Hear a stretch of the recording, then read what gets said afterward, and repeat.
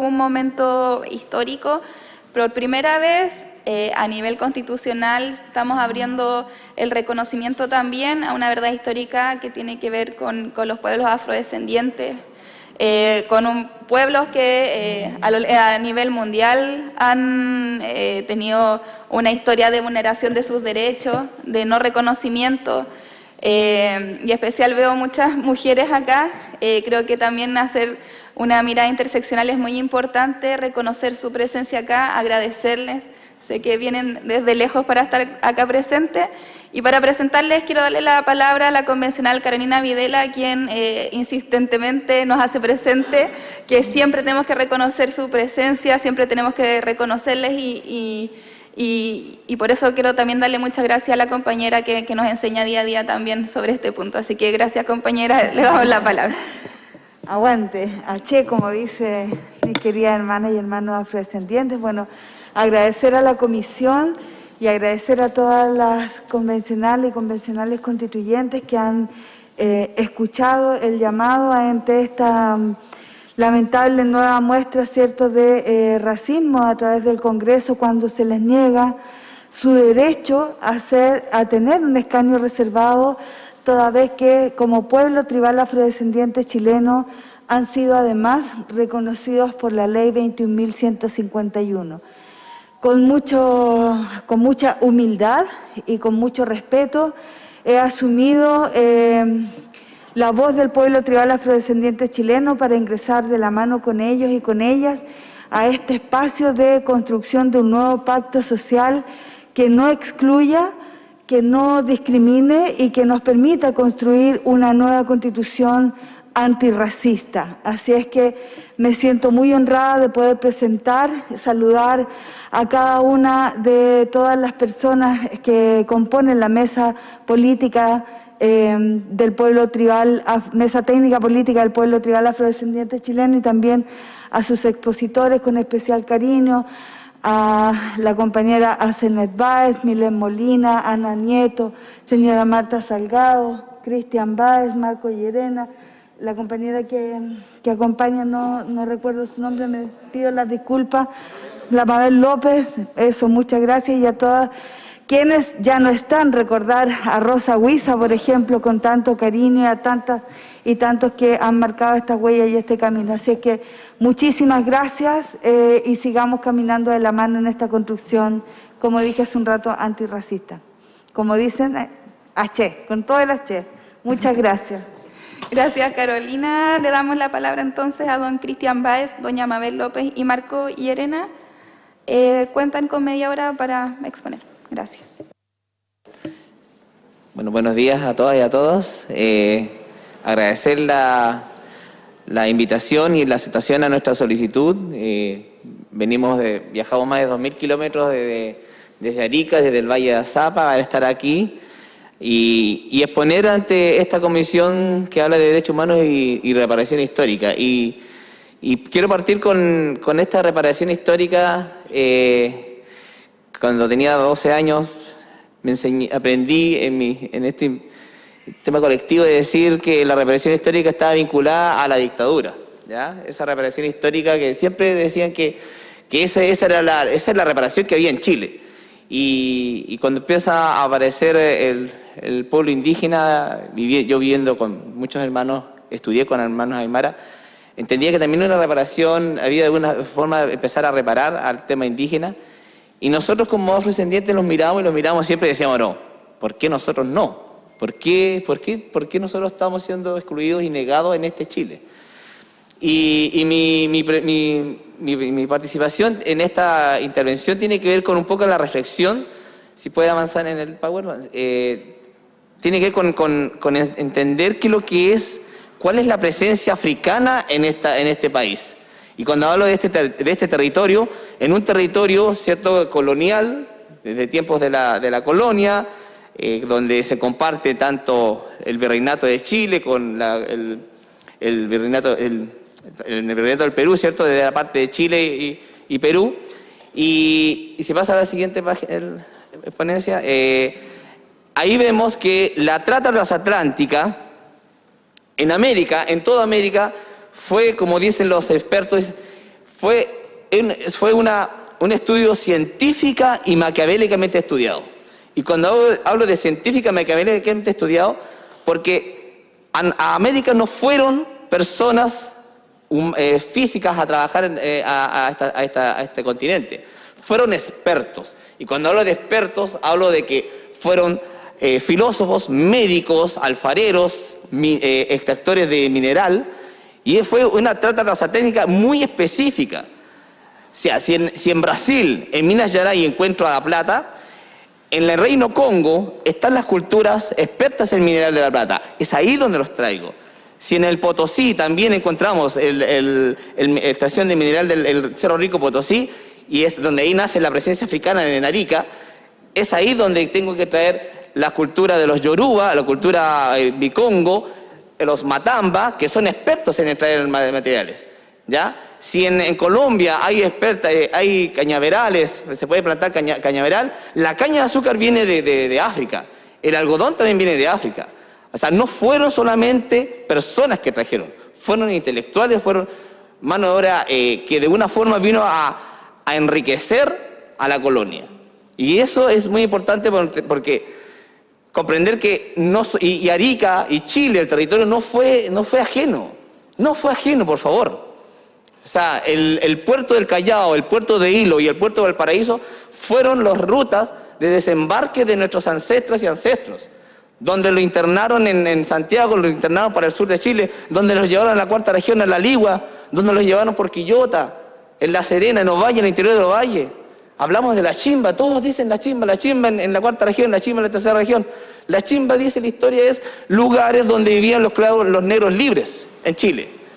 Y chimba es un término quimbundu. Es un término quimbundu, que el término MB son términos quimbundu del Reino Congo.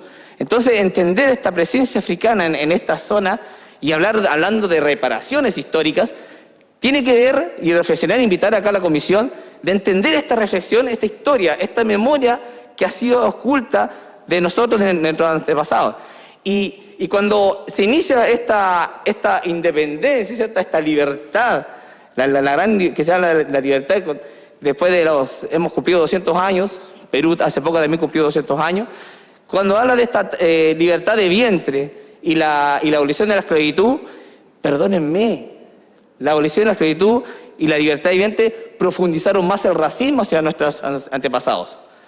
La historia habla en Arica que al abolirse la esclavitud en 1952 en Perú, en el reino, cuando se independencia del virreinato del Perú en Perú, y acá lo mismo, hablan de la hacienda, que los esclavos, nuestros antepasados, fueron libres, salieron de las haciendas. Pero al salir de las haciendas, ¿dónde llegaron? No tenían dónde dormir, no tenían dónde comer. Y empezaron a vagar por las calles en ciertos lugares. ¿Ya? Hay un documento de la historia de Arica que habla que muchos esclavos arrancan del Valle de Azapa, salen libres del Valle de Azapa y se van al puerto de Arica a trabajar, a buscar trabajo. No encuentran trabajo y al final vuelven a donde sus amos para negociar, poder comer y poder vivir a cambio de trabajar. La abolición, la libertad, la abolición de la esclavitud fue una reparación histórica hacia los amos. En varios países en América, en los estados, les financiaron porque ellos eran dueños de esas piezas. Era su inversión, como ellos nos llamaban, su inversión. Y esa inversión, ese patrimonio que ellos tenían, no era tan fácil adquirir la libertad. Y esa libertad, se generó la libertad, pero se reparó. El Estado chileno y todos los estados en América repararon a los amos, a los Subercasó y a todos estos apellidos europeos que acá en Chile existían y existen. Entonces, entender este tema de reparación, muchos historiadores me dicen, pero nosotros fuimos los primeros en América, después de Estados Unidos, parece, en abolir la libertad de vientre. Tenemos el orgullo en materia de derechos humanos. Y no es así, por favor. El tema de los derechos humanos para nosotros ha profundizado más el racismo, esa abolición de la esclavitud. Y en esa abolición de la esclavitud, esas libertades que tanto hablamos, la presencia en los censos de Chile también nos contaban, ¿ya? Hasta 1923 nos contaban. Hay un documento que habla que en 1933, 32, en el próximo censo, Éramos 35.000, y no estoy contando Arica, estoy contando de Copiapó para acá, eran más de 35.000 negros y mulatos. O sea, estamos hablando de negros y mulatos, no estamos hablando de zambaigo o de afrodescendientes, como hoy día entendemos el concepto afrodescendiente. Y eso eran 35.000. Y en 10 años más desaparecieron, no había más. ¿No? ¿Se fueron a África? No estaban, desaparecieron.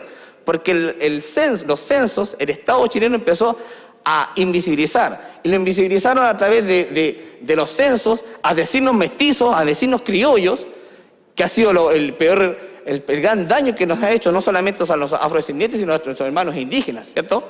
El criollinizarnos, mestizarnos, ha sido un tema también complejo de exclusión, de invisibilización. Entonces ahí también estos censos fueron parte de invisibilizar y de dejar desaparecernos del mapa. Pero la presencia africana está ahí, está en Chile, sigue existiendo. En Valparaíso hay elementos africanos. Cuando hablamos de hacernos la cimarra, o sea, el cimarronaje fue el concepto del esclavo que se revolucionaba ante el amo y se escapaba de las haciendas. Y se transformaba en negro cimarrón. Pero los chilenos siempre cuando jóvenes lo arrancábamos, lo hacíamos la cimarra y no entendíamos de dónde viene a hacerse la cimarra. Yo creo que muchos no sabían eso, hacerse la cimarra. O cuando el mote mey, el pregón, ¿cierto? El pregón en Valparaíso, los pregones es una expresión musical africana. El mote mey en Brasil, en Valparaíso, los pregones, cuando cantaban, son pregones con una influencia africana. La influencia africana de la monona, de las dos mulatas en Coquimbo, en Quillota, que popularizaron y llegan a Santiago y nace la cueca. Que lo mismo el ministro Blumer, cuando aprobamos la ley de reconocimiento, lo reconoció. La cueca tiene aporte africano. Entonces, insisto, señores convencionales, esta invisibilización hacia nosotros ha sido no solamente desde este Arica, que con el tiempo, en 1879, ¿cierto?, pasa a ser de Chile, y ahí viene otro proceso de discriminación más fuerte, que ahí mi compañera va a hablar más, profundizar más del tema de la chilenización. Pero ahí el blanqueamiento, el negar nuestra negritud en un Estado chileno fue también fuertemente violento. Tan violento que en un momento tuvimos que negar la raza.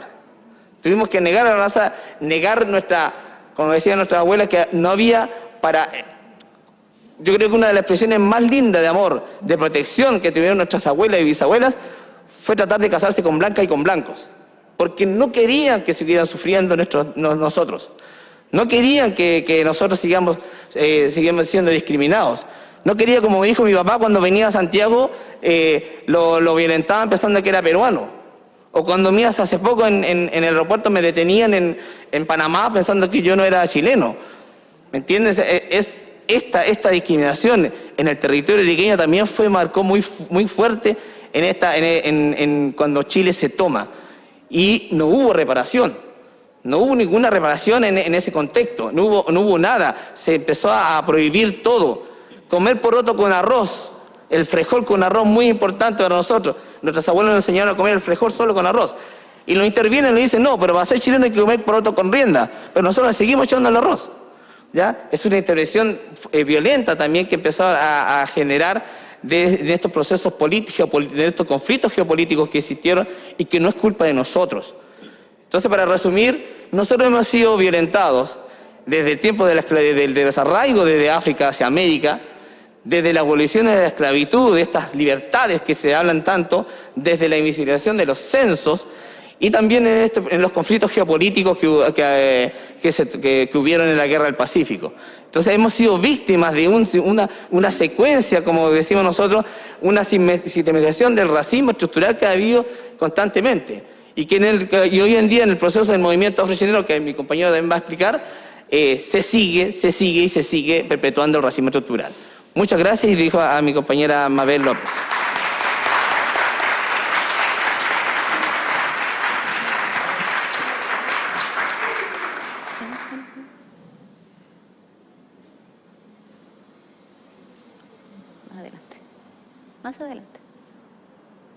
Más adelante.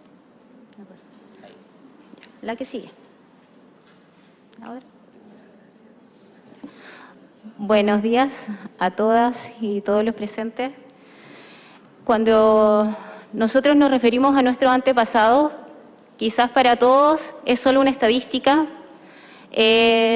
son siglos, son años dentro de los libros históricos, pero cuando le empezamos a poner una cara al proceso de esclavitud y al proceso de chilenización, quizás puedan empezar a sensibilizarse y puedan empezar a entender a qué nos referimos cuando nosotros hablamos de uno de los procesos más violentos que tuvieron que vivir nuestros antepasados después de la trata.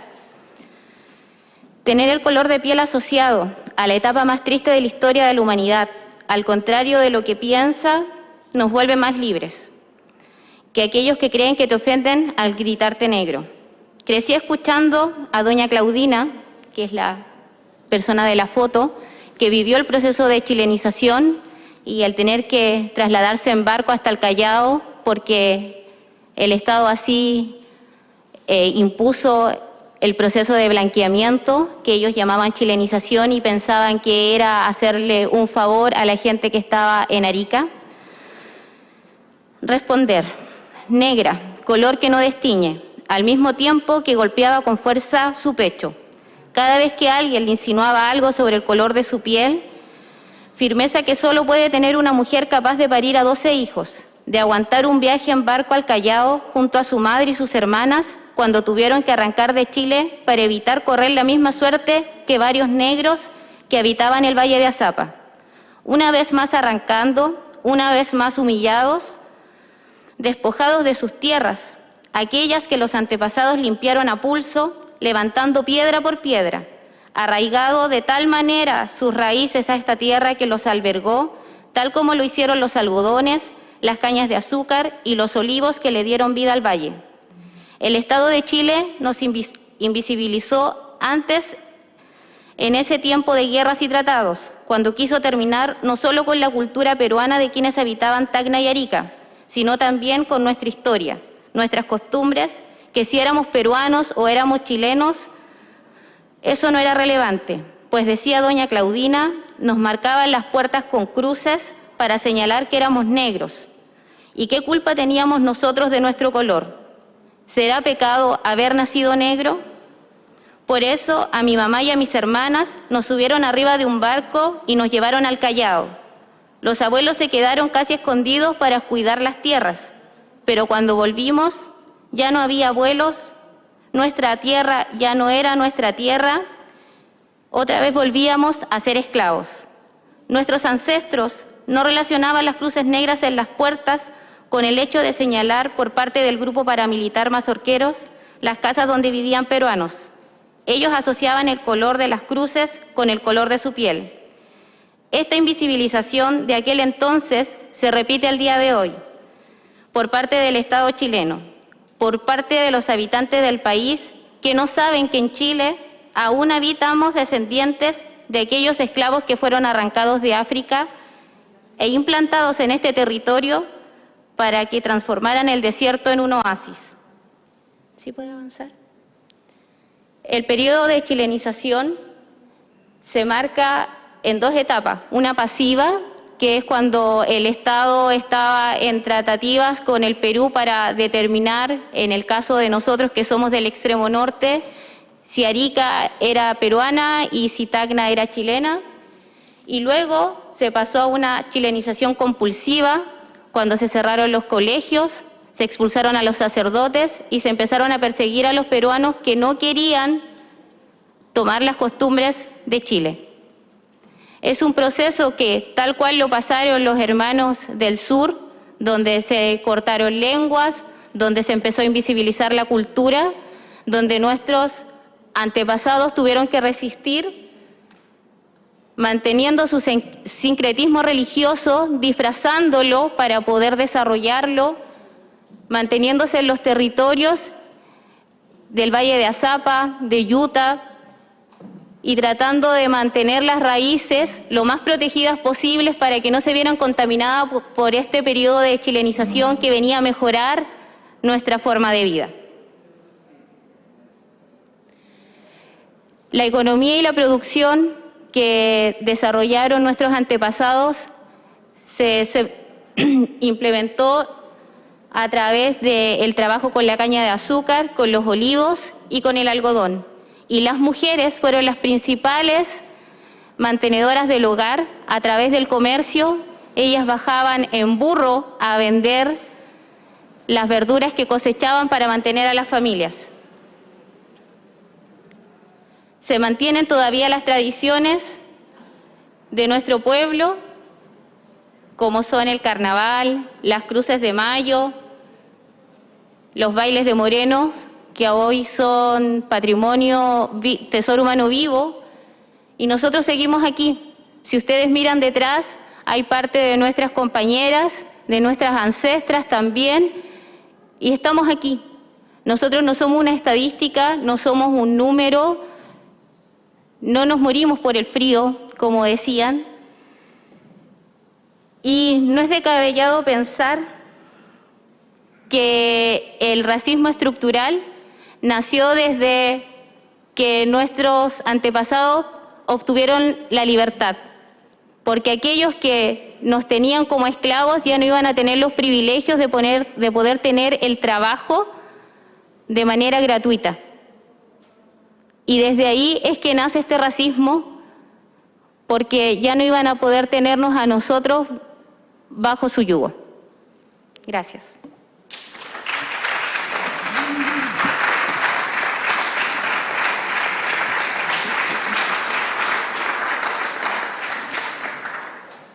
Muy buenos días, agradecidos por participar en esta histórica comisión que esperamos signifique cambios profundos para nuestro país.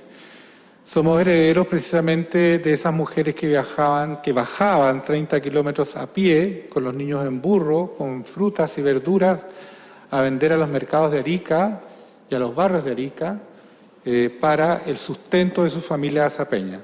Somos herederos de esas mujeres.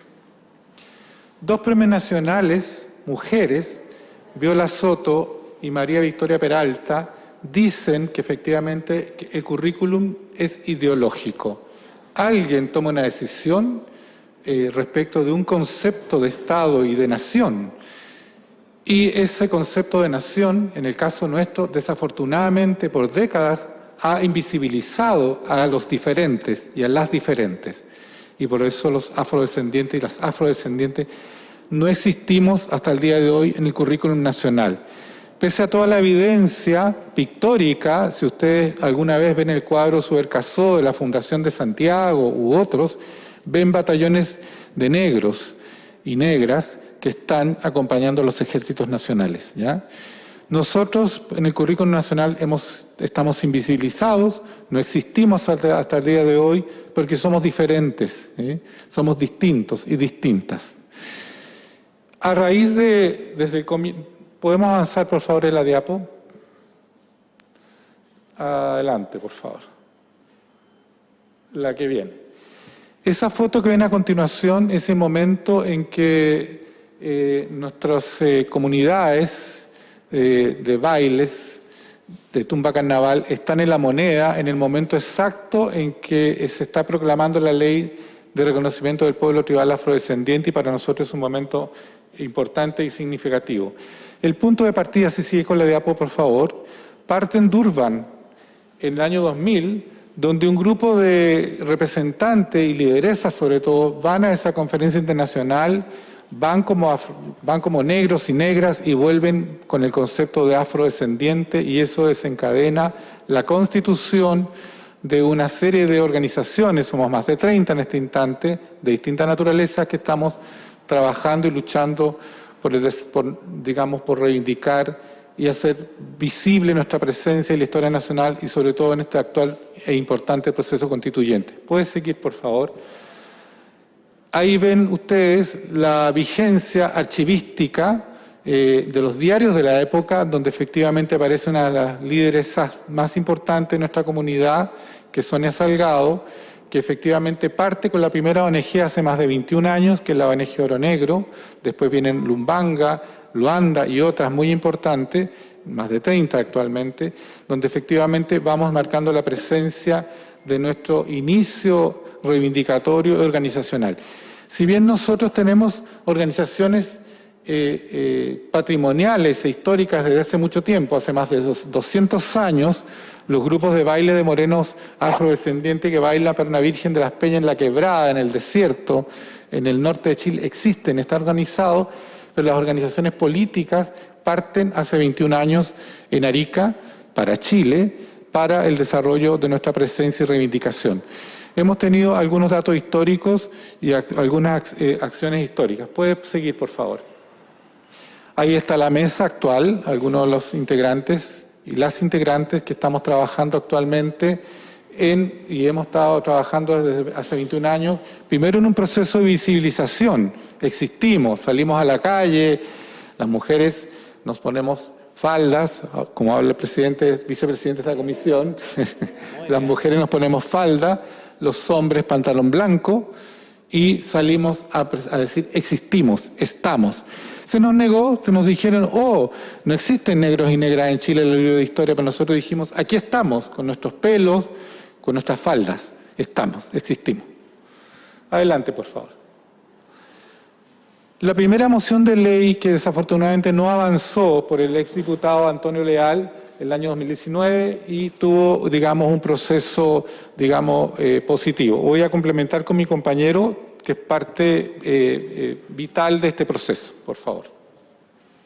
Sí, hubieron dos intentos de ley, que fue la moción de ley del diputado Leal, el 2011-2012, y el 2017-18, con el diputado Luis Rocafort ingresamos un nuevo proyecto porque ya habíamos participado, el Estado chileno ya lo había reconocido. Y lo había reconocido en la consulta previa para el Ministerio de Cultura y las Artes, ¿cierto?, donde nos hace consulta previa en el marco del convenio 969. A pesar de haber sido negados por los pueblos indígenas, pudimos y resistimos y estuvimos en esa consulta previa, y eso abrió el camino para que hoy día tengamos esta ley de reconocimiento que en abril del año 2019 está actualmente una ley de pueblo tribal afrodescendiente, y que en esa condición también habla que somos un grupo reconocido como Patrimonio Cultural y Material de Chile. Otro elemento o factor institucional relevante son los censos. Nosotros no sabemos ni hemos podido saber cuántos somos en todo el país, evidentemente. De hecho, hay un proyecto Candela internacional que midió los grupos sanguíneos en Chile y determinó que el 5% de todos los chilenos y chilenas tenemos sangre negra sí o sí en nuestra raza, ¿ya? Por lo tanto, los censos son importantes. Desafortunadamente nosotros para este mismo proceso constituyente, como sabemos y se dijo en un comienzo, no tenemos, digamos, escaños reservados, pero eso también tiene que ver con el hecho que a pesar de la ley no hemos avanzado en su reglamentación y no hemos tenido la suerte de que los censos nacionales hayan aceptado que efectivamente vayamos más allá de quedar en la categoría de otros. En la última versión del censo nosotros tuvimos la categoría de otros.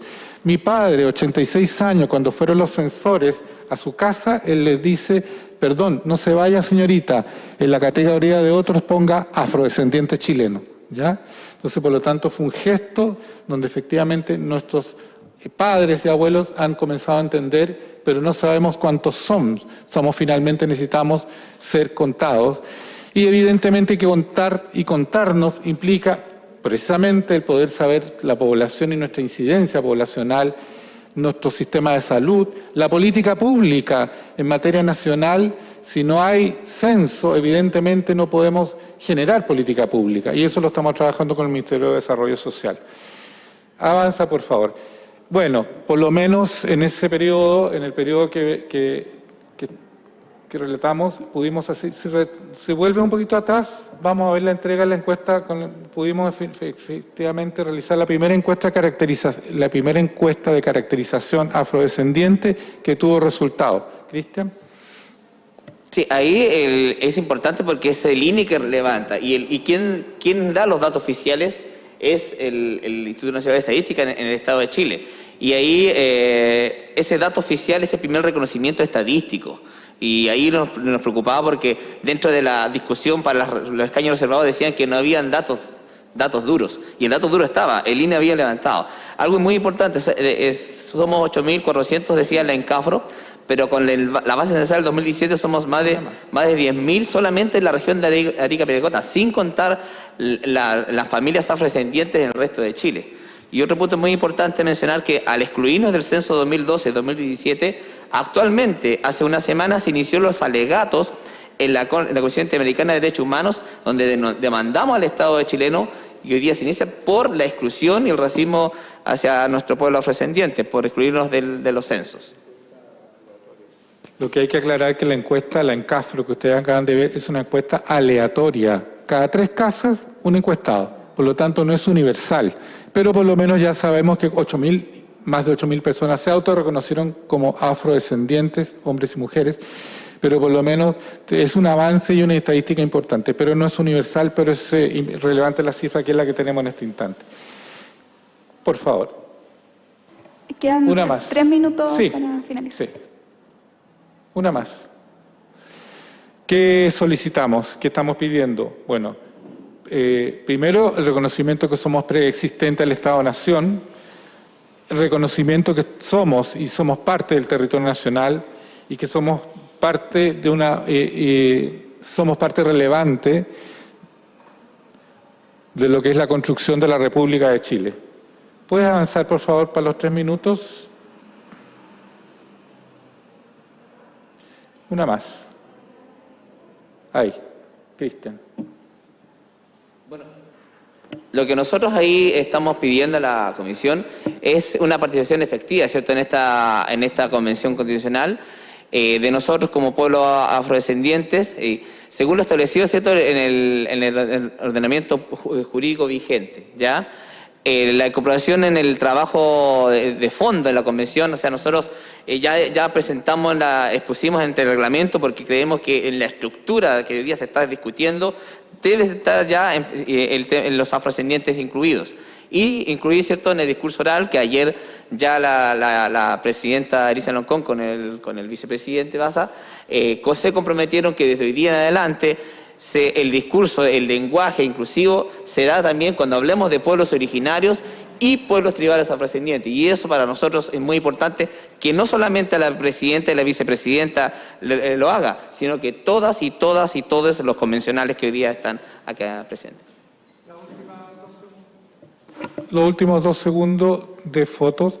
Lo que estamos solicitando finalmente, como ustedes pueden ver, es nuestra presencia en este proceso, nuestra presencia en la Constitución como un derecho, a pesar de la situación histórica que hemos sufrido en nuestros ancestros. Ahí están nuestras lideresas. Nuestro grupo está fundamentalmente creado y formado por lideresas, mujeres importantes. Algunas de ellas no están con nosotros, pero son importantes para nosotros. Denle una más, por favor. Y la última, y nuestro futuro.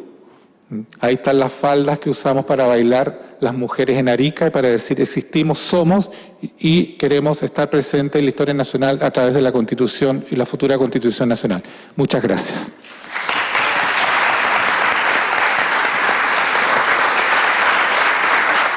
Y para que puedan conocer un poco más de nuestro proceso, vamos a entregar a la mesa unos libros.